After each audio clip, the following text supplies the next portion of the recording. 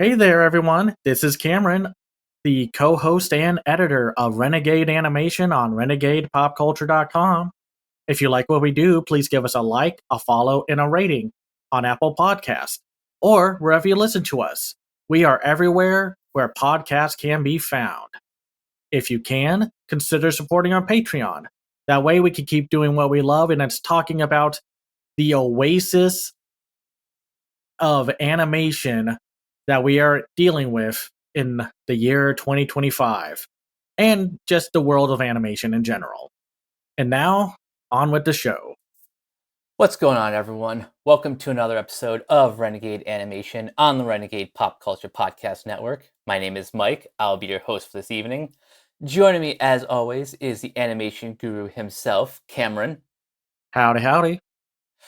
And we got a great show for you tonight. We've got the first 3 episodes of Dandadan Season 2, under the film Evil Eye. We've got Predator, Killer of Killers. And then we've got Lost in Starlight.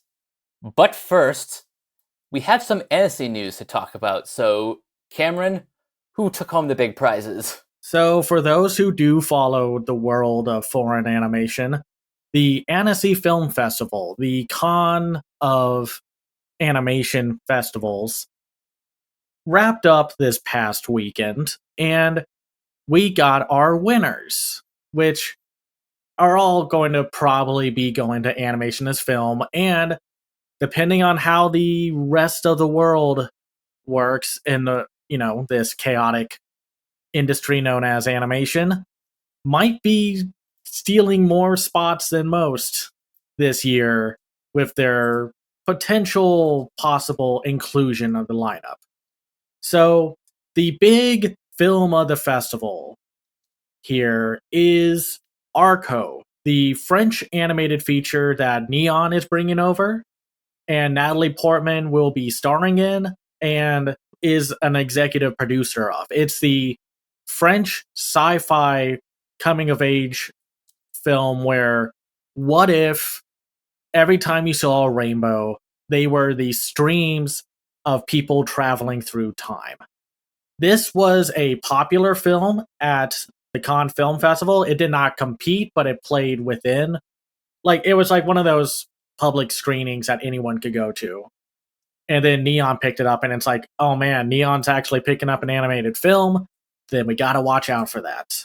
Mm-hmm. The jury award went to Yasuhiro Aoki's Chow, one of 2, and I'm saying this because G-Kids went on a spending spree. They saw Neon at the Cannes Film Festival and said, challenge fucking accepted.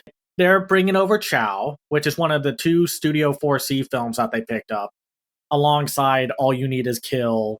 And the jury's special mention went to the Dandelions Odyssey, which also did okay at the Cannes Film Festival. Apparently it won some awards there, so, good on it.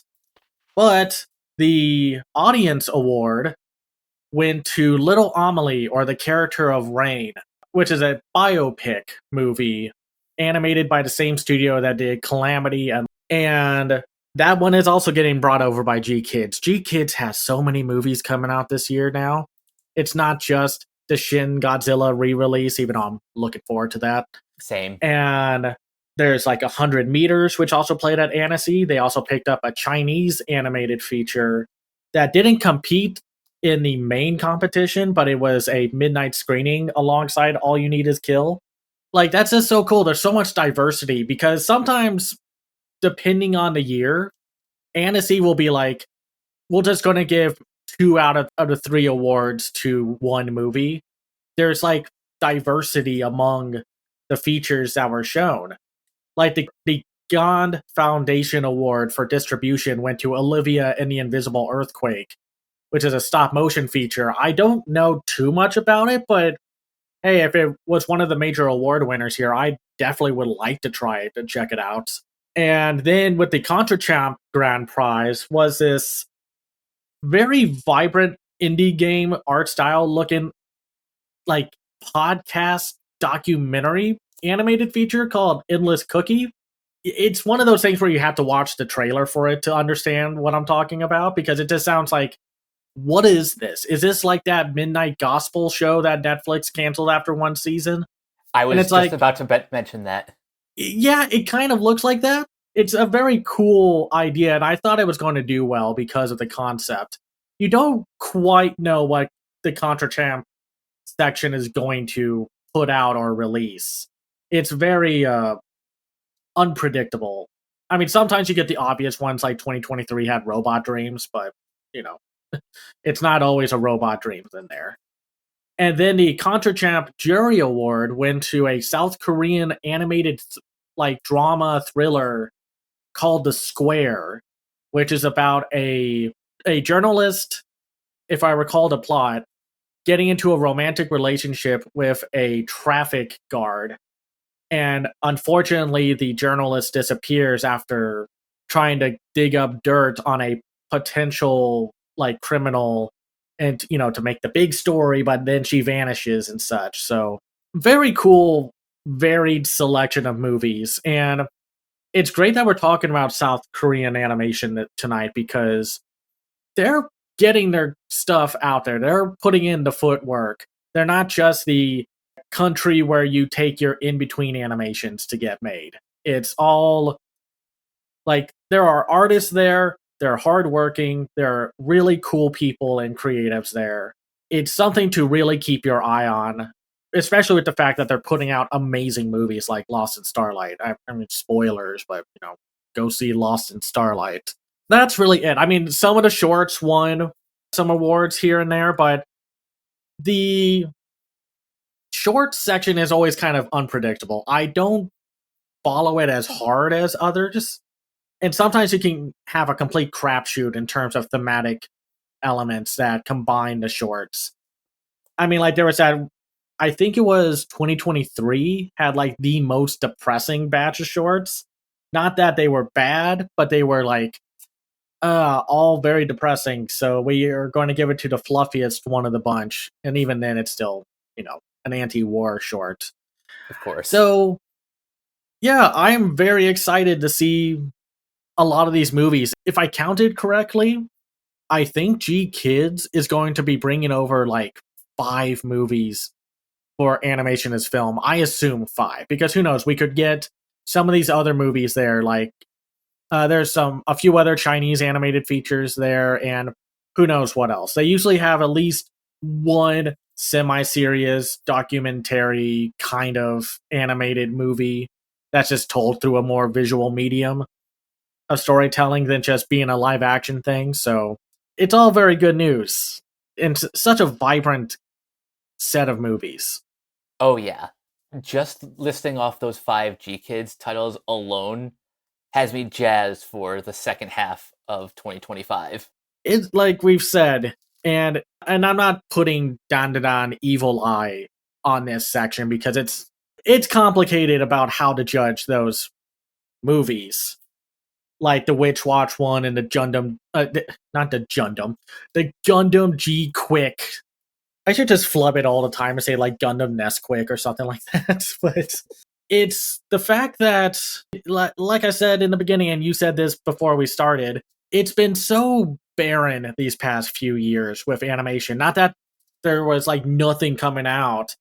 It's the fact that Hollywood is constantly putting animated features like in huge stretches of time. And we've talked about this over and over and over again. We were really damning it back in 2023 when April was like, okay, you got the Mario movie, and that's it. Sorry. Then Crunchyroll is like, no, no, no, no, no, no, hold on here. We're going to give you Suzume, so don't worry. You'll get something else, even if it's just for a bloody week. So I genuinely think this year is the worst offender. Because yes, The Day the Earth Blew Up was in March. That's good.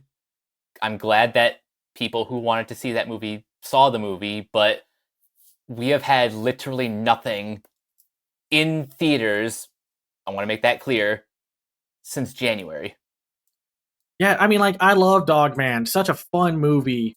But also, like, nobody's going to be able to see Living Large. I don't know what's going to happen with that movie. Savages, people are probably not going to be able to see unless like Criterion or Janus Films brings it over, which I hope they do. It's a really good movie. And then Predator Killer of Killers is a super dope adult action sci-fi, somewhat horror animated film that Disney and 20th Century were like, you're going in the Hulu basket. Bye. And it's just, God dang it, man. I want to see these movies in theaters. And yes, the theater system and experience can suck. I get it. I understand. But also, it would have been so cool to see some of that action on the big screen. And then, like, Toto-chan, another amazing animated feature that I hope G Kids is going to bring over at some point or another.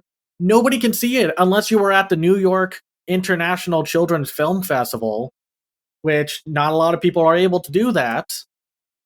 Like, you weren't able to see that movie, and it was so good. It was worth getting the screener a week later after the festival and be like, yeah, we'll talk about this. And then, like, the biggest animated film of the year, one of the biggest movies of the year, Neza 2, has no freaking VOD home release here in the States.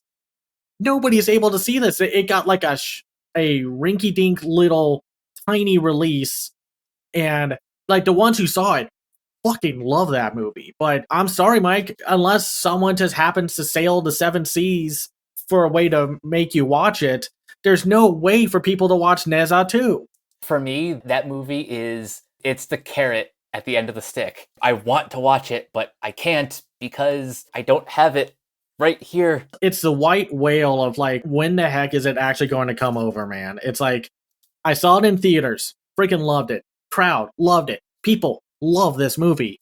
But yeah, good luck, because no distributor has picked it up, and I'm wondering, because of how well it did, it's because the studio or something, it's like, yeah, we could ask for a little more money. You can give us a little more money for the biggest animated film of all time, can't you? Can't you? Which, good for them. Do it. Ask for more money. It's a good thing. But it's like, nobody has heard of or is going to see the Sloth Lane or a Sloth Story. People were just like, okay, Plankton the movie was, entertaining. I mean, I still enjoyed it, but still. And then the rest has just been like, The Rose of Versailles was just kind of whatever. And the Colorful Stage, the movie, was, I mean, you heard us. We did not like that movie. And to be clear, if you like any of these, that's fine, perfectly okay. But then the rest is like, what else do we have? Batman Ninja versus the Yakuza League? Okay, direct to video, fine. Dandadan Evil Eye, Witch Watch Watch Party, Gundam G Quick, the beginning, and that's it. And then people are going to be like, well, what about those live action remakes? And it's like, okay, listen, if you like those, fine, but this Hollywood is treating them as the only thing for families. That's why sometimes, like, even though we say we're in a superhero fatigue, they'll like plant one of those superhero movies right when there's like no competition. And then they'll be like, oh, you want another animated movie or another family film to take your kids to? Oh, well, that's just too damn bad. You got to go see Captain America again if you want to see that. And it's just like, man, like, thank goodness for right now, like, as we are now in June, there's two amazing animated films that we're going to be talking about. But let's talk about the first 3 episodes of Dandadan Season 2, or as the compilation of film is called, Dandadan Evil Eye. Yeah, it's more Dandadan. The first season, even though I have my issues with it, was still one of the best shows of last year. I don't know if I quite put it as the best show from last year, because I think I still heavily, like, overall preferred Delicious and Dungeon as the best anime from last year. I think I agree with that. But it was still like a top 5, top 10 title. It's we can make a show about yokai, spirits, cryptids, or aliens that our lead characters fight? What are we going to choose? And the creator just saying like, Yes. yes. We're going to fight all of them, and they're going to team up, and we're going to have some great social and thematic commentary. Like, you failed to punch that kid. We're deducting that from your salary. And just really good action. That one amazing episode about the Silky backstory, which one of like the most heartbreaking episodes of I think any, not just anime, but any TV show from last year. It's Science Saru. They usually are going to choose the quirkiest shows to work on, even if they are like the big tentpole releases or what have you, because to me, Science Saru is like, and studios like Studio Trigger are like, to compare it to video games, are like the Treasure to Konami and such, because Treasure was a company founded by former or ex Konami people way back in the 90s. And their big gimmick was, we're going to give you like a shooter or something, but we're going to give you like a really cool gimmick or mechanics that the bigger studio said we are not going to do, but we're going to do. And that's what Science Saru is. We're going to have a shonen hype show, but I don't even think that I would label it Dandadan as like shonen. I mean, it has its shonen elements, Yeah. but it's not like, and I think it's also because we're slowly and surely moving away from like the 2000s to 2018 style, like old traditional shonen hype shows, where we're getting more character development, more story driven experiences like Jujutsu Kaisen, Chainsaw Man, and Dandadan. Even though we're still getting stuff like Demon Slayer, My Hero Academia, and such. But Dandadan is just a wholly different flavor of the typical popular anime that gets released. It's really a sort of a reflection of the time that we're living in now, like the taste of audiences, the fact that the show gets to do so much with all these different creatures. And like you said, Science Sorrow does a great job of giving these characters like the motions, their actions, just so much life in each of these episodes. And even then, like, it was still able to keep its whole identity after Misaki Iwasa left, because I was really worried that it's like, oh boy, here we go. Science Saru is going to be another like anime churning factory that, like, unfortunately, I think like Studio Madhouse is kind of turned into. Even though they'll still put out a pretty good show here and there, but like they still have and are still picking really distinct projects to work on, and that's cool. I like that. The only real issues I've had with Dandan are minor, but they still work in some ways, even though if I'm still not fond of the tropes. Like, Dandadan season one had like decided to start and then bookended season with the possibility of sexual assault on the female lead. It's like my least favorite part of the first episode, even though I still get a huge kick out of Ben Diskin, who voices the Data from Ultraman inspired slug aliens, saying like, we need your banana organ. Because we can't say, I wish I had like a beep like remote on me to to say, because like you can't say beep beep beep or beep or something like that. Get creative, just call it your banana organ. And unfortunately, that's how like the final episode ends, on that cliffhanger of, well, so our two lead characters meet a new character within the main character group, with Gigi, who is the childhood friend to Momo Ayase.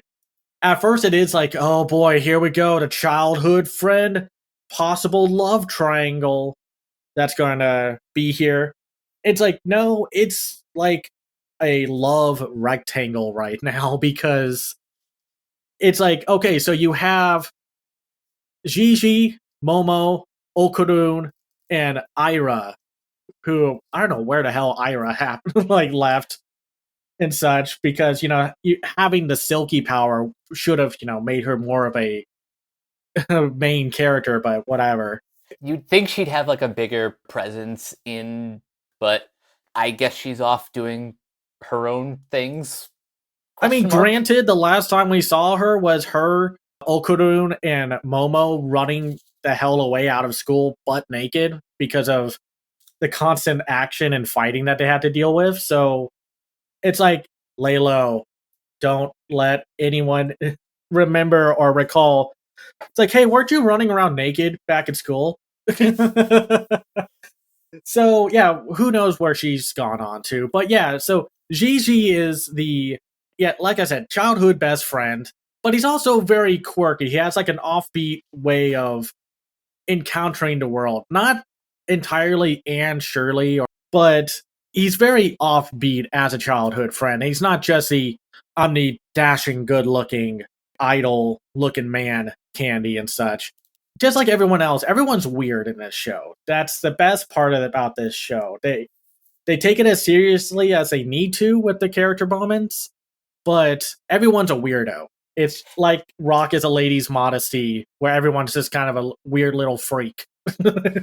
Yeah, my biggest like sigh of relief is the second that Gigi and Okun started to become actual good friends. That's when I started to really warm up to the guy, because at first when he was first introduced, I got so nervous that I was going to like hate this guy because he is very quirky, very kind of cringy in his introduction, but then once you get to know him a little bit more, you even start to like sympathize with him and the situation that he's got himself into. Out of nowhere, Gigi, who is voiced wonderfully by Alex Lay, who is also just typecasted to hell and back as little weirdos, because he's Kaiman from Dorohedoro, and then he's I forgot his name, but the loud, annoying blonde guy from Demon Slayer. Oh, right. Right. So anyway, he appears out of nowhere. Well, not nowhere, but still, just out of the blue, to be like, hey, I need to hire your oddly hot grandma to exercise my house because there's a creepy as fuck spirit walking around that ends up, like, if you look at it, the evil eye will basically let you pull a sinister. Let's like, if you know anything about that Scott Derrickson horror movie, you'll get the reference. People start dying all the time, or I guess it's more like smile, but I don't know if this thing is actually smiling or not.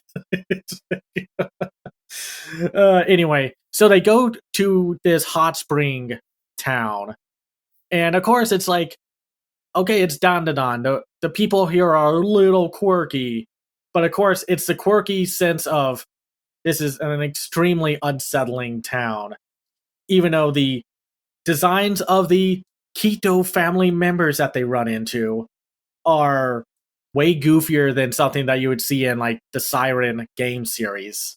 And unfortunately, by the time they get in there, Gigi and Okarun find this weird empty room that is covered in those little paper talisman things that you use to seal away all the evil shit in the universe.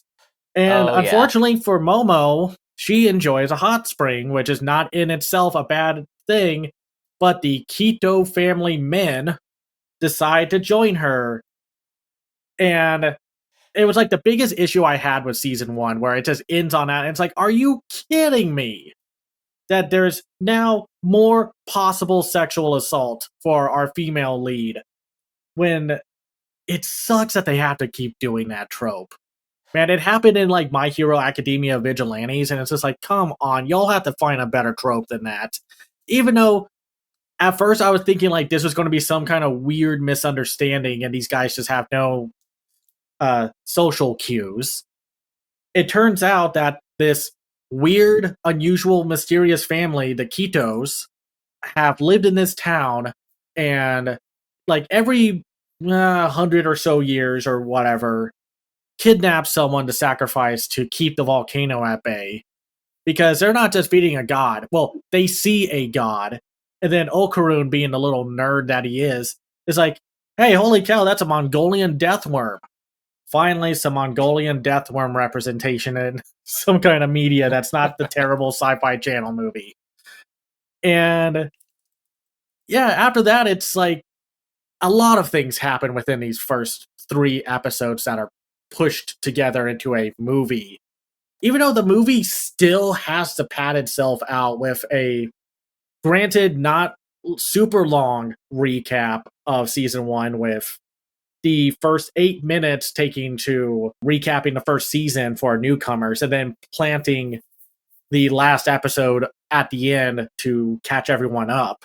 I understand why they had to do that, only because, unlike the first movie, this one got a little bit of a wider release, and because not everyone is completely caught up with the series, they wanted to be like, hey, here's some runway. Now you can watch the rest of this.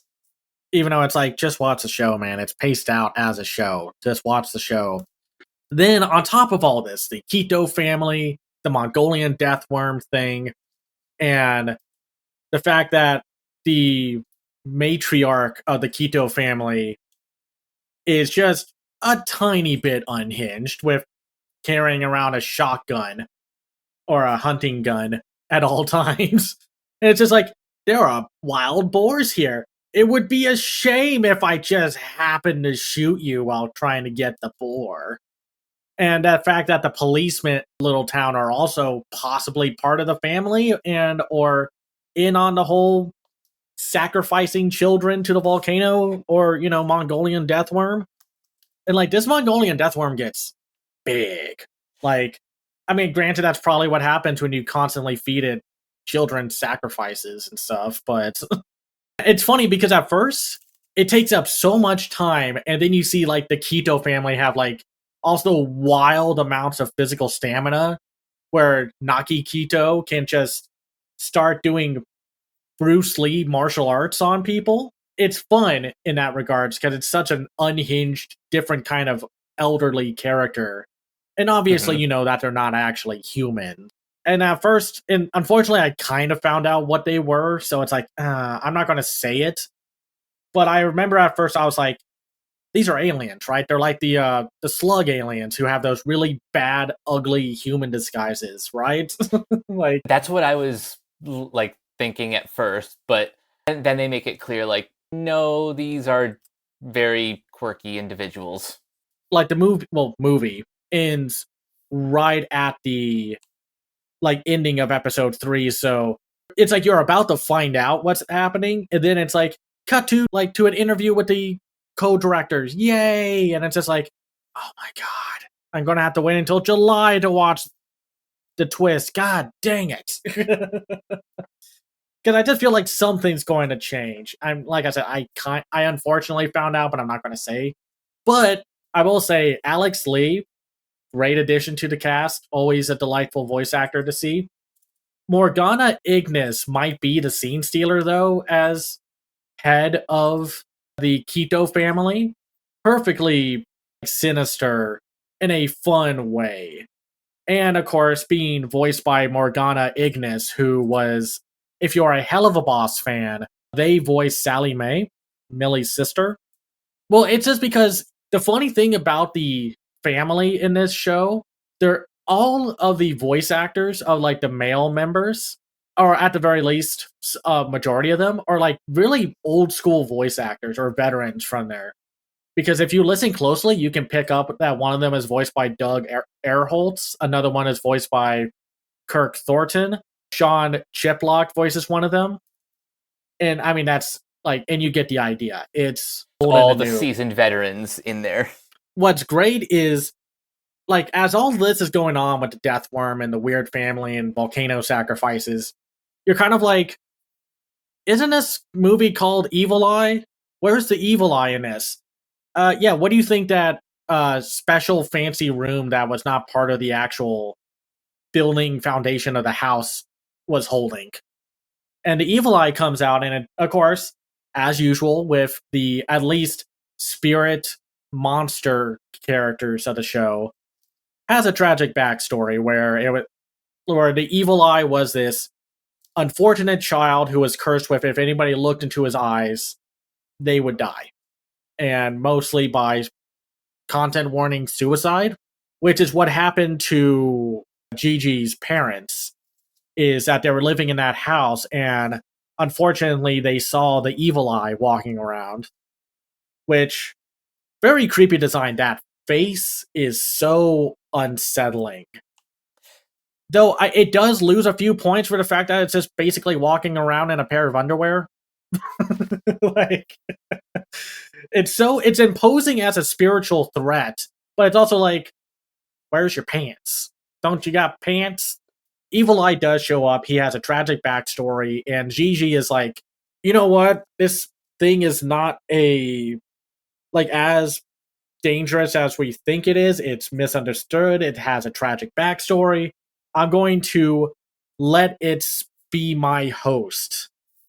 And it then makes Gigi like the cool Bakugo rival badass character. And the fact that he is also walking around in his just briefs, like after transforming into him, is a wonderful little touch. And then they add on to the fact that because earlier in the movie, they were playing soccer. Yeah, guess how the Evil Eye decides to fight with a bunch of spirits, condenses it into a ball, and kicks it around like a soccer ball. Great foreshadowing. And then, of course, there's that great moment where Momo is basically about to get killed by Gigi as Evil Eye. And then Okaroon comes back with the Turbo Granny powers. And it's like, you're not going to hurt her. And it was interesting because, like I said, so much happens in this movie or these first 3 episodes. Like the little details of like what the Mongolian deathworm does by sending out like a vibration or like an energy out that causes people to die. And it just makes you wonder, like it contrasts with the Evil Eye entity. And then of course they fight, great animation. I mean, that's the thing about Science Saru. They can afford to get like the really good animators for certain scenes, like the highly entertaining crab chase from season 1. Mm-hmm. And just all the dynamic poses that you can get out of this. Because, listen, as much as I love anime and I just want the industry to get better, unfortunately, doing really dynamic shots on an anime production pipeline are incredibly, incredibly tough. Unless you are like one of the big hype pieces like Chainsaw Man, Jujutsu Kaisen, My Hero, and such. And you're like one of those lucky production committees that's saying like, can we get Cloverworks? Can we get Bones? Can we get Trigger, Mappa, Kyo, Annie to do our stuff? Good, awesome. Let's do it. Because otherwise, it's like, good luck. This is actually why I'm glad I saw this in theaters, because it may not be satisfying as a movie. Just the fact that I'm seeing Science Saru go hog wild with this animation on the big screen just made the experience worth it. And at the end of the day, it's like, does this do a good job with hyping up the new season? Yes. And the answer is yes. Does it work as a movie? No. I mean, again, it's like the Gundam one and the Witch Watch one. It's really fun to watch, but at the end of the day, it's a marketing ploy to get you hyped for the new season. And I'm not saying that makes this a cynical product. I've enjoyed the 3 that we've seen so far this year, but I wouldn't call them great movies. That it's messy to do that because they're not made to be feature films. They're not paced out like that. They would have like moments where, you know, the show would take a break and the ads would play, or this is where the opening would play, or this is where the ending would play. But at the end of the day, if you just wanted more Dandadan and you wanted to get a sneak peek of it before it comes out this next anime season, or you just wanted to see more Barbara Goodson as Turbo Granny, then yeah, just go watch it. And it did pretty well, all things considered. I was very curious to see if people would go see Dandadan on the big screen, and yes, they did. It made like 6 million in the US. Yes, and even though, again, compared to everything else, it might not sound a lot, but for Japanese animation to be doing as well as it does in theaters, no matter if it's a compilation film, a recap film, or an original movie, is always a good sign. Yeah, we'll just have to see what happens next. I don't know what the approach for G Kids is going to be with who gets what in terms of physical distribution.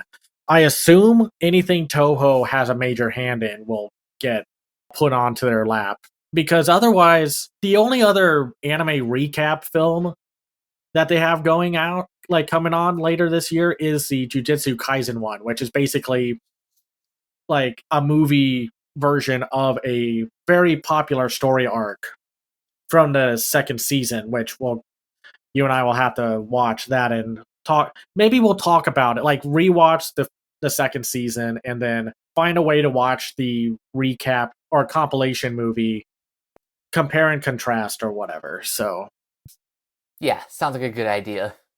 but let's finally get to our feature film discussions, with where we are going to start with Predator, Killer of Killers, which is once again directed by Yeah, Dan Trachtenberg and co-directed by Joshua Wessung, who is best known for his work on visual effects. His company, The Third Floor Incorporated. Yeah, and of course, Dan is the man behind 10 Cloverfield Lane, 2022's Prey, and the upcoming live action Predator film, Predator Badlands. And I understand why maybe 20th Century and Disney didn't want it to burn out audiences with two different theatrical Predator movies, but also the fact that they tend to prefer to put the big IPs on the big screen and not their smaller or experimental stuff, unless it has award potential, like A Real Pain. It was a real shame to see. It was funny to see them be like, yeah, we're not going to put a Predator project, let alone two of them in the same year in theaters. You're just going to have to deal with that. And it sucks. This was overall a really cool movie because it's an anthology movie, which we don't get a lot of in animation nowadays. But it's also what everyone was thinking of after Prey came out. Where else are we going to drop a Predator in history? We're gonna. What is that one show made by either the creators of Rocky and Bullwinkle, the one with the dog scientist and the kid? Peabody and Sherman. Yeah, where are they going to Peabody and Sherman a Predator in history? And I will say that, like, I have my issues with it, but it was so cool to see, like, what would a Predator during Viking times look like? What would they act like? What would they, like, how would they approach the situation? And then they were like, yeah, it's pretty obvious we want to throw a Predator into feudal Japan to go against ninjas and samurai. And then we have, if I recall, and I don't know if a comic book has touched upon this idea or not, but the first time a Predator movie that I've seen or recall that had aerial combat as its main encounter, because the third short is about a mechanic turned fighter pilot who has to go through an aerial dogfight with a Predator.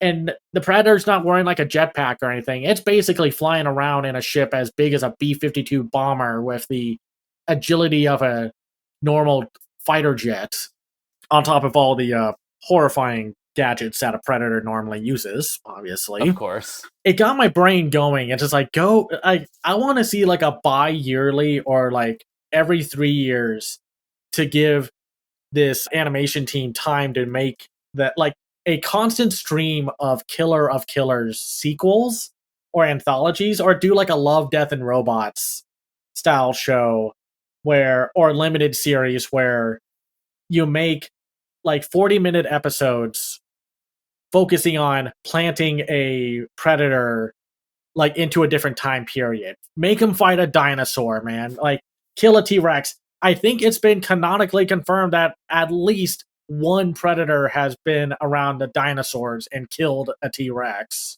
I would hope so, at least, Yeah. because Oh, and it's like, that idea just sounds too much fun. yeah, it's like, oh no, they don't like fun, man.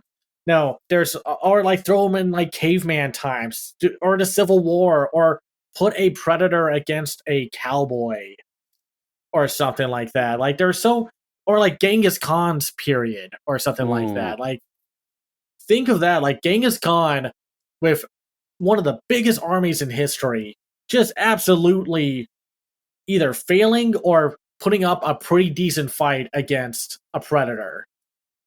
Like we've seen a predator be like, even though we are just game hunters, the big picture of it all are just big game hunters. They can take out so many people because it's also the fact that all the humans have no idea what they're dealing with.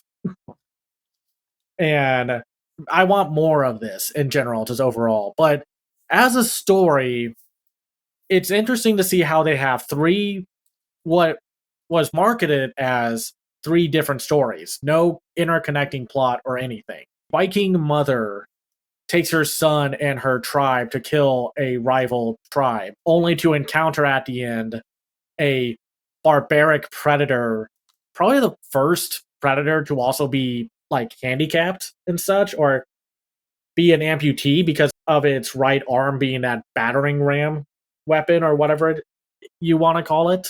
Those details I really appreciated. Like every predator was different, and I feel like that's one of the things you have to do to keep making Predator interesting. Mm-hmm. Because it's like, okay, we had him fight a bunch of commandos in a jungle. Cool. We want to make a sequel, but we don't want to make a just the same thing in a jungle and such. Let's throw him into a city and go against some cops. Which, yeah, it didn't really work out, but it's still a fun movie. Because otherwise, you just get the same. It's like why we see all the alien variations and evolutions. You have to sensibly shake things up. Not every hunter is the same. As we described, the Vikings predator is barbaric and large. He is not made for speed, he is made for strength. If it wasn't completely literal with how he just wiped the floor with our lead characters, her right hands, that poor like female warrior threw that antler thing into his arm, and it's just like, oh, you want this back? Bam! Just glues her head to the wall with that antler. And then with the second one, in Japan, the predator is more ninja-like, very thin, tall, but agile. And even his like weapons are more Japan inspired. But then with the World War II setting, obviously you could have gone like with a tank or something like that, or done like a more long range fighter predator. But instead it's like a a predator with an eye patch, like going through a dogfight. American fighter jets. Yeah, and they're just bringing their whole big ass ship like into the battle. I know it's weird that it's like, why wouldn't we have a movie where predators do aerial combat? It seemed like it would be like the funnest thing to do.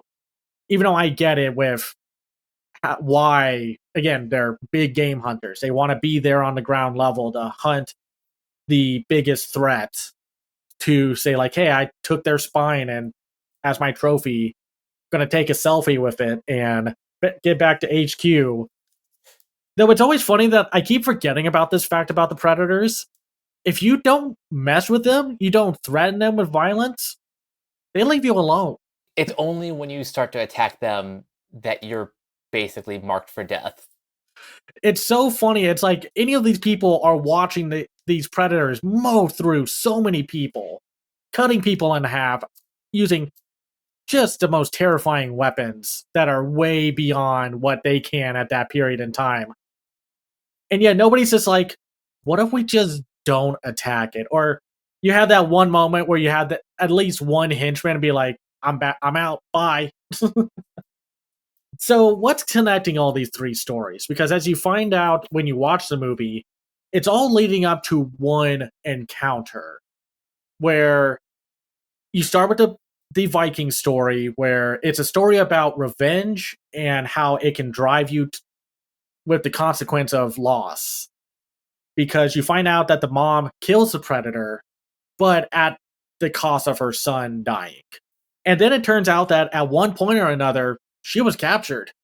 And it cuts to the samurai story, which the big issue with anthology stories is there's always going to be one story that's the weakest. And unfortunately, the Viking one is the weakest. It's the shortest, I think, of any of the runtimes for the stories. And it just seems like it has more that it wanted to do, but there was no time because they had to have the whole interconnecting story at the end. I would have liked to see a little bit more, but maybe they were just still like testing the designs and the animation. They didn't want to put too much into this one, but they put so much into the sword. No, exactly. The sword is the Japan one, and it's probably the best one because outside of the beginning and the end, it's all visual storytelling. No dialogue, nothing. It's all told through the story and the visual animation and movement of the characters. It's so cool to see animation go dialogueless. I understand a lot of people really wanted that for the Wild Robot, but that wasn't going to happen. I'm sorry. Mm-hmm. I mean, like DreamWorks is doing a lot of cool stuff, but they're not going to experiment that far, or something as possibly alienating as no dialogue, especially if it's a big, heavily expensive animated film. But the second one is basically the conflict between two brothers, and how once again revenge comes at the cost of one of the brothers dying at the end after they've reconnected and both killed the ninja predator, which in a very cool scene. Like the action in this is so awesome. It's dynamic. It's not limited by the fact that it's animated. It's enhanced by the enhanced. fact. It's also got some like funny moments in it, especially with the always like what happens in stealth missions situation where you think you got the situation solved and then oh whoops, you forgot that one NPC you found out about too late and got the alarm set off. And it just has the most heart in it, like of the three stories, and it's the most tragic of the bunch. I mean, they're all tragic, but I think that's the one thematic element that binds all three of them is there's a tragedy element to each of these characters. And then with the third one, we follow a mechanic who really wants to be a fighter pilot and ignores the words of his dad of saying like you have the fuel or the drive but you don't have the heart for it.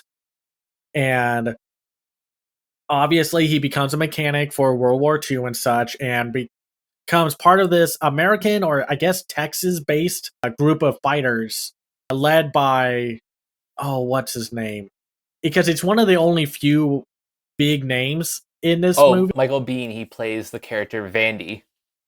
Yeah, the leader of the bunch, as they go off to take care of some. And I had to look this up because I thought Vindy was like Italian, but it's French.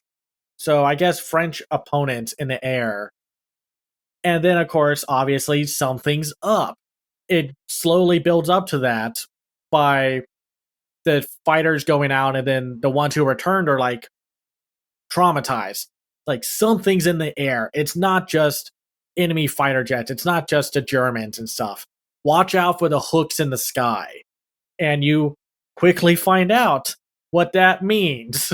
Mm-hmm. So, as mentioned, the Predator in this one fights all in on the ship. He has an eye patch. He looks like a fighter pilot. And just imagine what his usual weaponry would have been, but bigger and on one of those traveling ships. Yeah, the hook in the sky is like anytime he shoots this thing at a fighter jet, it goes through them, possibly impaling the pilot and then pulling the pilot out of the debris of the shredded plane to his death. And or using those net weapons that just like heat up and then just slice you into bits. I am glad this was in animation because I don't know if you could pull off these moves in live action. I mean, unless you got Tom Cruise being nuttier than hell and saying like, "Yeah, we can do this. I will put down myself as an executive producer and get us the money to do this." You're going to have to like CGI it up. And with animation, you don't have to worry about that. You can set up your shots. You can time it as much as you want. And the animation for at least the setting for this one is beautiful with the like the really hand painted sky like in the clouds. Like if you're curious and you've never heard of Killer of Killers, it uses a blue eye samurai approach to animation where it has the lesser frames of a typical animated film, but has a cool, distinct, dynamic painted art style. Mixed with some kind of comic booky like designs and stuff. But it looks so gorgeous. And again, come on, man. Give us a what was that movie a long time ago that George Lucas produced that he was really proud of? The Red Tails. Yes. And shove a predator in there. Give us a When Harry Met Sally, but shove a predator in there. I would say that the World War II short has the least interesting side characters. I mean, I like Michael Biehn and such, but there wasn't much to them outside of our main character, and I think that's fine because it's really all about our main character being a little smarter, having a better head on his shoulders compared to how he was before he got drafted into World War II. But still, Yeah. it's like a movie length like runtime would have easily helped like make these fighter pilots more interesting. But it's still so cool to see three distinct stories, even if their stories as a whole maybe aren't the best. But again, they're short stories. And sometimes the short story format works, and sometimes it doesn't. But then we get to the fourth story. And I think this is where it kind of lost me because it felt like it was trying to sequel bait. And I don't know if this was like a higher up thing that they had to put in, or if it was just Dan trying to be kind of cheeky, like how the previous Predator movies were. Because like I think Predator 2 is the first time you see a xenomorph skull in the background. Mm-hmm. And that's how I kind of feel with this. It's like it's setting up a sequel, and I don't even think this is going to lead into Badlands. I think Badlands is its own one-off story, but we'll see. The one thing that really connects this with the rest of the continuity is the fact that the mechanic character, all three of the main human characters who defeated a Yautja get captured because they're the primo victors, the primo targets, and are then brought back to the Predator homeworld, which looks barren as hell, Yep. and very Mad Maxy, and are told to kill each other until one is left, and then the Predator King is like, and then you get to face me. And it's like, oh, joy. And they get their own weapons. Like the Viking gets her axe, the samurai or the ninja dude gets his sword, and the mechanic gets the, I guess now joke gag fact that that one pistol from Predator 2 is going to pop up everywhere. It's the Stan Lee of the Predator franchise where they will just have this old musket from the 1700s, which I'm going to assume was like a predator fighting a pirate. So like That's another Predator idea they could throw in. Blackbeard versus Predator, that would be Yes. awesome. And they find a way to work together despite their overall language barriers, and they do escape for the most part. But I kind of wish they just gave us a fourth story instead of trying to set up a possible sequel or a sequel hook, because it got a little too distracting with the fact that like after all of that, the big escape, and that unfortunately, and spoilers, the Viking sacrifices herself, doesn't die, but to let the mechanic and the ninja get out of there. So she gets frozen and put into like a warehouse where I assume the Ark of the Covenant is somewhere. And in the background, you do see a xenomorph queen, or at least what I assume was a xenomorph queen, frozen in the background. And then you see Amber Midthunder's character from Prey, which, listen, I understand that they implied that at the end during the credits. Still kind of sucks that it's like, oh, Amber Midthunder does not get an actual happy ending. She already didn't have a happy ending with losing her brother, man. She let her live her life. Don't just be like, yo, you killed one of ours. You're gonna come with us. So I don't know. What do you think? Just kind of a pattern I've noticed with Disney that between this and Marvel's What If, they kind of seem afraid to just let anthologies be anthologies. Even Star Wars Visions season 3, a couple of these shorts are like continuations of shorts from the first season, which is like cool. Though they picked the right ones to do sequels of, but I would have even just preferred if these shorts remained standalone. But at the same time, I get it. They have a lot more Predator stories to tell, so of course they're going to be cute and try to tie them all together. And hey, at least it's not as much homework as some other things have been, which I'm so glad that the interconnected cinematic universe thing is kind of dying alongside the fact that like James Gunn is just like maybe they'll be connected, but sometimes they won't. That's all, folks. And it's like good. Just we don't need every movie to be like that. We don't need a constant sequel bait and such. It's like that whole thing where reporting that Sinners 2 was going to get made, and it's like, how? And even Ryan Coogler had to come out and say, like, no, I wasn't thinking about making this a freaking franchise. It's meant to be a one and done story. It has hints and notes of an expanded world. And of course, obviously, if you see what happened in the ending and such, obviously, there could be a sequel, but it's okay to just let stories be one offs. It's like that with like anime. Sometimes a really good anime can just be one season. It's like if they made an Odd Taxi 2 that follows up after Odd Taxi, and it's like, man, I don't want to see an Odd Taxi 2 unless it's going to be like an anthology thing where it's like every season a different story. But Odd Taxi works so well on its own as just this one story. And a lot of these, while they are kind of undercooked, especially the Viking story, they still feel more cohesive than having to force them to all connect in one way or another.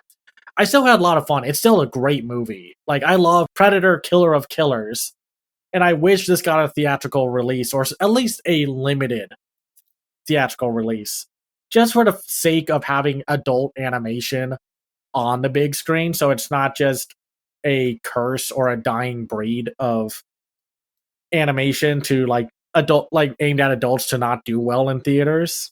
Maybe if this came out after Badlands, they would have put it on the big screen, but at the same time, I just have to be satisfied with the fact that it is as good as it is. For the first like animated feature from the Third Floor Incorporated, this is like insanely impressive. It is. It has some moments where I feel like the limited frame rate hurts it just because it's like it's a lot of detail on screen at points. But for something that looks and reminds me of Spider-Verse, Mitchell's versus Machines, Blue Eye Samurai, very cool. Just a lot of fun. And it just feels like a bigger experience, especially with how they film and frame shots. Again, it feels like this could have been made for theatrical release at one point, but then they saw what happened with the Lego Batman and Lego Ninjago movie, where they just released both of them in theaters, and it was just like in the same year, and it was just like, okay, we burned everyone out officially by that. So they probably don't want to burn out people on Predator, because Badlands, if people don't know, is one of maybe the first time, not counting comics or whatever, where a predator seems to be the main character. I am fascinated by that. Like, we were going to hit this point sooner or later where the Predator was going to be the main character. It's like at one point we're going to have an alien movie where the xenomorph is the good guy. So we'll see when that happens. I don't know if it will ever happen because I don't think people would ever fully accept a xenomorph as a main character, but Yeah, probably not. who knows? And maybe they wouldn't work as well as a main character, but still, predators do though. Like the lore and culture of the Yautja and the fact that they're hunters, you can do a lot of stuff with having them as main characters. So we'll just have to see. I'm hoping people watch this and then get excited to go see Badlands. I want both of these movies to do well. So Same. now we move on to the last movie, and probably the one I want more people to see. I want people to see this one more than like most movies that have come out in the last few years. Lost in Starlight, Netflix's first South Korean animated feature. And to be clear, not the first ever South Korean animated movie. There's a long, messy like history with what their first animated features were, which were a lot of knockoff stuff combined into blobs of hot mess garbage. But they do actually have their own like original feature films, and this is one of them. With Lost in Starlight being the second feature behind Han Ji-won, who made 2023's The Summer, which, if you were there at Animation is Film, you could have seen it if you didn't get into the Mars Express screenings. It played like maybe an hour into when Mars Express was playing. So unfortunately, I did not get to see it, but it's also only an hour long. So if you have a means of watching it, like do so. I've heard it's actually really good, and I plan on trying to find a way to watch it in the future. So this was her second feature, and one of the few times I can think of where there's a female director behind an animated feature. Even in like Japan, where it's not impossible to find a female manga or light novel author. Like there's a regular occurrence of knowing more female directors there than we have here in the States. Still just like the vast distance between how many female directors there are in animation compared to male directors is still very bad. There needs to be more voices because if this is what's coming out, man, like a non-male director, I'm like, I'm on board. Like, man, Lost in Starlight, like I understand some people were being like, oh, it's a South Korean Makoto Shinkai movie. In which, yeah, fair. I'm not going to say it doesn't have a lot of Makoto Shinkai's visual flair, especially if the skyscapes and just beautiful environments. And I mean, I understand. I get it.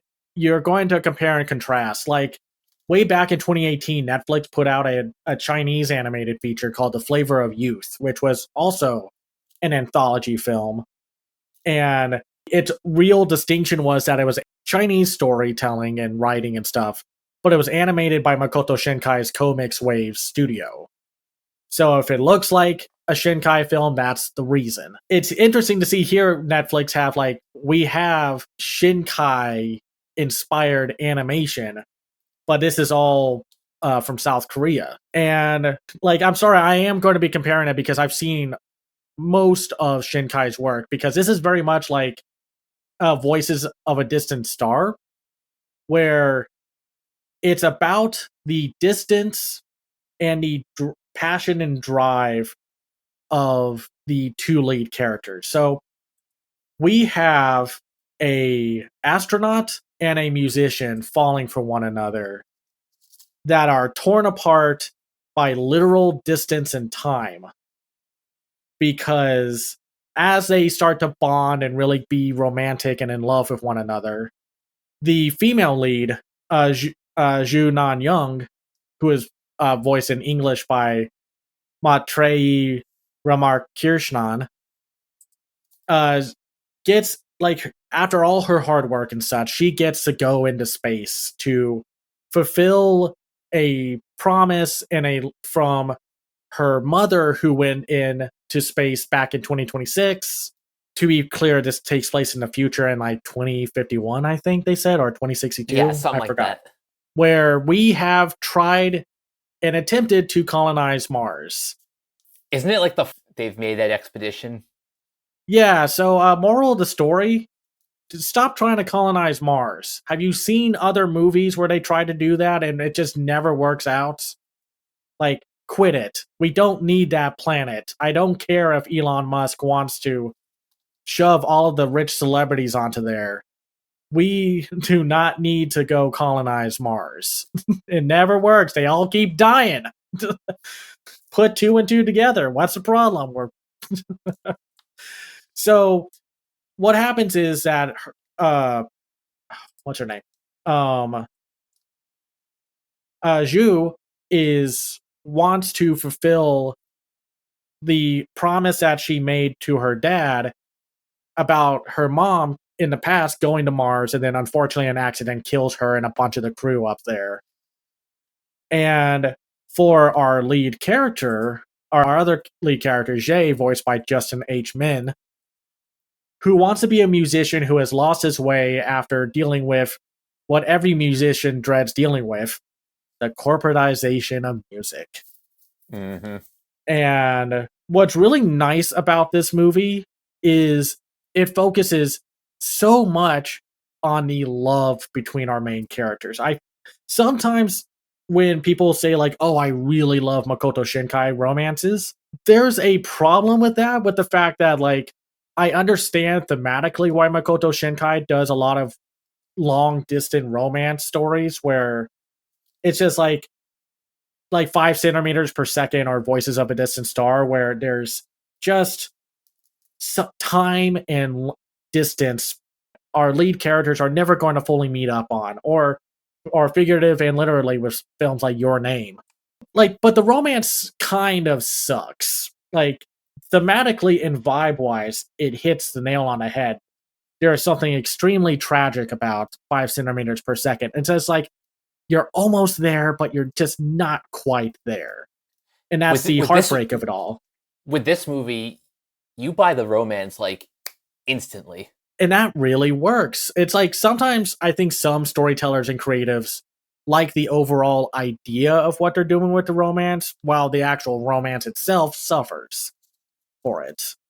But here, you spend possibly half of the movie with them bonding and learning about one another and getting to know their backstories through tragic and twisty reveals and such. Though it's a little like not balanced of like the tragedy of one versus the tragedy of the other. I mean, in a way, it's still tragic. It's like, yeah, I got burned out by the music industry wanting to change my voice and my music to fit some label, which no, you want to have people who have stories to tell. But the other one, it's just like, yeah, my mom died in space and I'm never going to see her again while my dad is in denial that she is gone. And it's like, well, you beat me. Sorry. And I'm not harping on this to make fun of it, but it is like, who has the sadder backstory? Yeah, Zhu has the sadder backstory. Mm-hmm. But the characters are so good because of how much time they put into it and development of the drive of like, why are they doing this? What is their inspiration? And it really helps that they also don't go the route of montaging the heck out of major character development. I think they use it once or twice. They use montages very sparingly, and even then, it's still paced better than how other movies use them. And man, it's just like, this is a gorgeous looking movie. It's one of the first times I've seen a South Korean feature film, and I'm like, I'm so down with what they're doing. It looks big and expansive because it's a very big premise, and just it captures the grand visual, like figurative metaphor of distance and how no matter how far away one person is from you, you will always have one person rooting for you, being inspired by you and such. And I love this story. I honestly maybe like this a little more than a lot of Makoto Shinkai's work. It's like, oh no, someone copied Makoto Shinkai's homework and made it better. Yeah. And I think a lot of that is also because they're adults. We don't get a lot of animated romances that are about adults. That's why I think a lot of people liked Elemental more than they like. People liked Elemental; they loved it, but the slow rise of popularity for it was because it was a romance movie and they were young adults. That's cool. I get teen romance and nostalgia, falling in love at a young age. But man, I'm a young adult. I'm gonna hit 40 in like a few years. I want more adult characters in my media. So Same. it's just funny how that works. It's like this shouldn't be a revolutionary idea, but having adult characters is what really makes this stand out so much. And Mike, what is something that you and I both found out about this movie? This soundtrack was done by, I believe the band is called One of One, and in the English dub, all the songs are performed in English. But something else that's really cool is what really kicks off the romance is the song that like Juyan Nanyang is like her favorite. That's Jay's song. Yeah, it's not a musical in the sense that there are big, expansive dance sequences and stuff. It's kind of like Once. And by the way, shout out to the one visual joke in this movie that I had a huge kick out of. Because when they're going through the record store, they find a Once parody called Second. That is brilliant. And I can tell it's a Once parody because of how the visual looks. It's the Once poster just with Second. Oh, and like the side characters are a lot of fun. They aren't like the most complex characters, but the movie's all about the romance. They just help build the world around them. And even though there are some characters who are kind of antagonistic, like the astronaut team captain and the old ex-girlfriend band member of our other lead, where she's just like, you gotta get with the times, man. Like, it's like the reverse Madonna calling Letterman uncool interview, where she's just like, you gotta get more corporate, man. That's how you make it big in this world. The captain is like not a dick towards our female lead. He is worried about her, but also the welfare of his other team members. It's not just I mean, it's the tragic, complicated situation of do I risk my entire team to save this one person, or do I hope and pray that something happens, like convenient happens, to save that one person and make sure the rest of my teammates are okay. It's what it is. I just really appreciate the nuance of his character. It does seem cold when he's like, "Oh, she only has like 10 minutes of air left and we're 2 hours away." But he's not being a dick about it. It's just like that's just the reality of the situation. Also, they're surrounded by like Mars tornadoes. He's like, man, I've seen Mission to Mars. I know what's going to happen here if I don't get the heck out of here. We got to get going, man. Oh, I think it's called Mission to Mars. If you know that infamous sequence where a bunch of astronauts get torn apart by the tornadoes on Mars from that one sci-fi movie, you'll see what I mean. Then the other one is just like sometimes in the entertainment industry, unfortunately, like even more now than ever, you have to like parlay or compromise as much as you can or have the most wiggle room to be in control of the situation to collaborate with bigger names or like a change to be more popular. And I get it. There are many artists who are like, I want to do something less commercial and then get mad when nobody cares about it or doesn't download it. But sometimes you do have to work at it and such. It's what happens with art sometimes. It sucks, but sometimes you do have to make that adjustment to make it work. And sometimes Yeah. you don't, and it works. But it's Yeah. like, it's the unknown that makes the entertainment industry so afraid to do anything that's not going to be a set victory, like winner and such. So, Yeah, that's the unfortunate reality. but the drama in this movie is handled well. At first, I was like, really, dude, you're going to be kind of a punk about your girlfriend's slash lover's dream of being an astronaut because you don't want her to go to space and risk her life. And it's like, yes, but he's not being, I don't know, I wouldn't call it a dick move from his side of things. He's not being selfish. This isn't like a La La Land situation where Emma Stone's character just becomes the worst person in the room with that whole situation of like, with Ryan Gosling taking a more populist approach to being a successful musician while she's struggling and she's like, man, you sold out. And then the reverse happens and it's just like, I know this is meant to be a tragic romance, but her character bugged the heck out of me in that movie. This time, it's a genuine concern after. I can't remember if he watched it accidentally or was like, you know, just kind of like snooping around and being like. So he finds out what happened to. And understandably, he's like, well, shit, I don't want that to happen to my girlfriend. And I understand her drive. She feels like she has to do this to like fulfill her mom's legacy because it's like, or it's going to be all for naught, or like one of those big regrets in your life. I understand why he freaked out.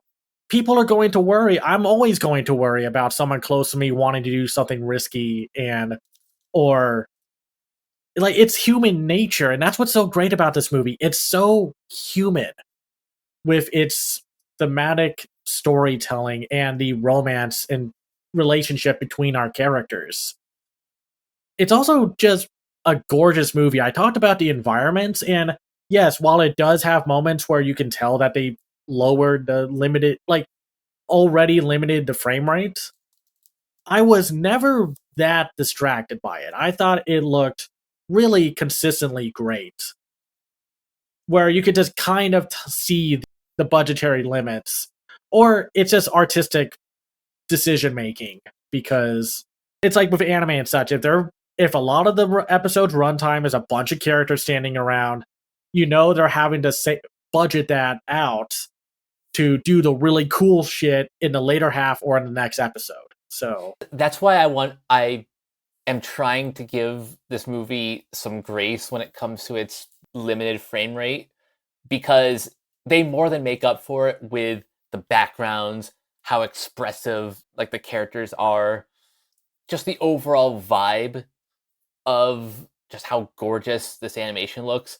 It makes up for the more technical shortcomings. it's fine, man. Like I've seen amazing animated features where the animation, like at least for character animation, was very limited, but there was so much personality in the designs and the writing was so good that it makes up for it. Because And sometimes you get into like there's this director who makes these animated films in China. His most recent ones were like Have a Nice Day, which got infamously banned from the Annecy Film Festival by China itself, even though they ooh, were the guest and such. So it's like, oh, what did this movie do? But it's like its animation was super limited. I mean, super limited. Like very Adult Swim era, like early Adult Swim era stuff where it's like, we don't move around a lot. So we're going to have to rely on our comedy and writing. And that's what Have a Nice Day is. Art College 1994, the next movie by the guy, same director, has a little more animation, but it's definitely reliant on writing and that nostalgia of being in college and just finding what you want to do with your life. Which, very interesting movies. I highly recommend checking them out. But more in general, like, limited animation isn't bad. It's the execution and the production pipeline given to the show, the movie, or whatever that matters the most. Or in James Gunn's case, have a finished script. Like, yeah. So, and then I didn't even really notice how limited the animation was at times. I think I spotted it like once. Mostly in the beginning because it's just the first thing you're seeing. But again, once you really get into the meat of the story and you're just kind of taken aback by A, how good the writing is, and B, how gorgeous the backgrounds are, everything else just kind of washes away. What's also really unique about this movie are the human designs. You think it would, like, since it's inspired by Makoto Shinkai's art direction. The human designs don't look like anime characters. They don't even look like knockoff anime characters or anime light like characters that you see a lot of Korean studios work on for like Netflix or whatever, like Studio Mirrors looking anime characters. I don't know how to describe this properly without you having to see it in motion. The human designs have like longer heads. Like, I'm not saying they're cone heads, but I'm saying like there's a longer face structure to some of the characters, and there's like a if you played Elder Scrolls 4 with the infamous like term of like pudding face, doughboy like human looks and such with character customization and such.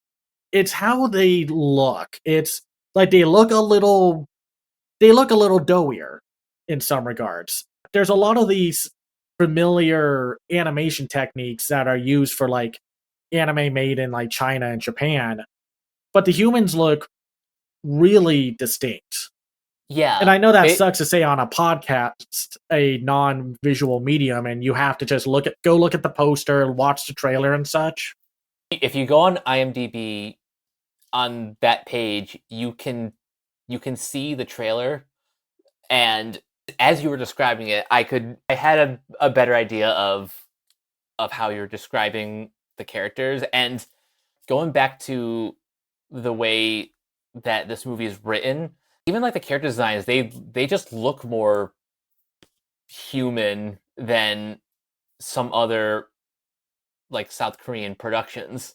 It's like they took more from old Ghibli design philosophies than like typical anime or anime like design decisions. And that's what really makes this work.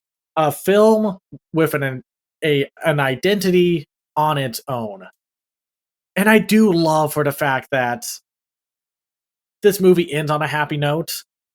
Like, this came out during the same time period as what's her name, Celine Song did like Yeah, Past Lives, and her recent movie Materialists, where A24 are doing the A24 thing of like, we're going to kind of lie about what we're marketing this movie as, but it's the only way you're going to see it because we're not going to tell you straightforward what the movie's overall tone is. So we're going to market Materialist as a romance rom-com, but it's not really that, if that makes sense. But Lost in Starlight is a romance movie. It's sweeping, big, epic, emotionally driven, just beautiful, just on an emotional level.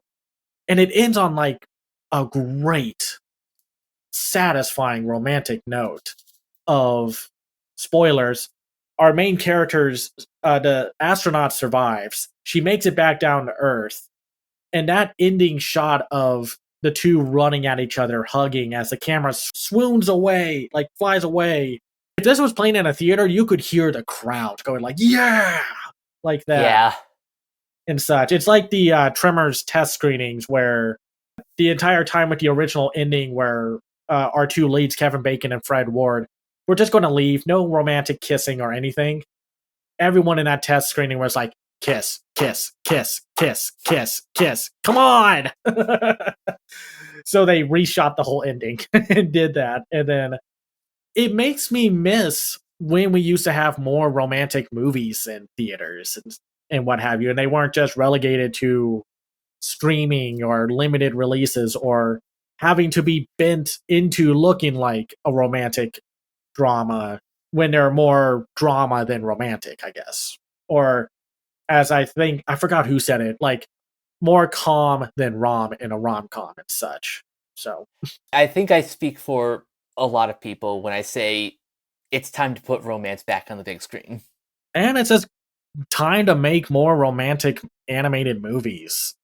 Again, Yes. Elemental, I think, would have probably been forgotten because on top of it coming out the same month as Across the Spider Verse, it was a romance.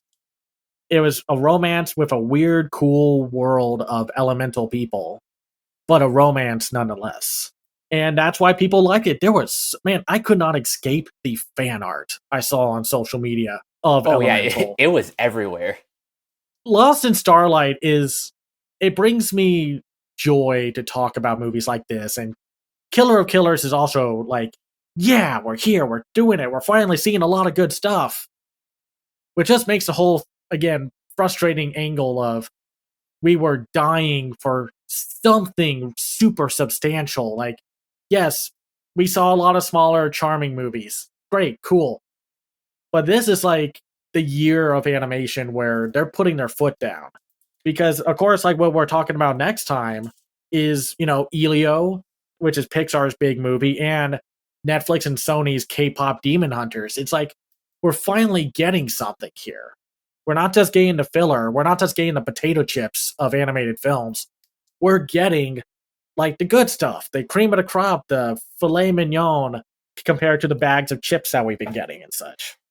Yeah, I am excited for the full course meals that we're about to get in the second half of 2025. Especially from the foreign side of things. Like South Korea knocked it out of the park with this one, and I hope we get to see the other South Korean film, The Square, from that I said earlier, played at Annecy and such. But we'll just have to see. Hopefully, we're on a better track for animation. It's like the Chris Farley's motivational speaker from Saturday Night Live. We're back on track. Obviously, we have to deal with the Smurfs movie coming out, but hopefully all that stuff is good. So Yeah, we'll cross here's that bridge when we get there, but but yeah, until next we get time there. we'll be talking about Elio and K-pop Demon Hunters. So, until next time, Cameron, where can everyone find you online?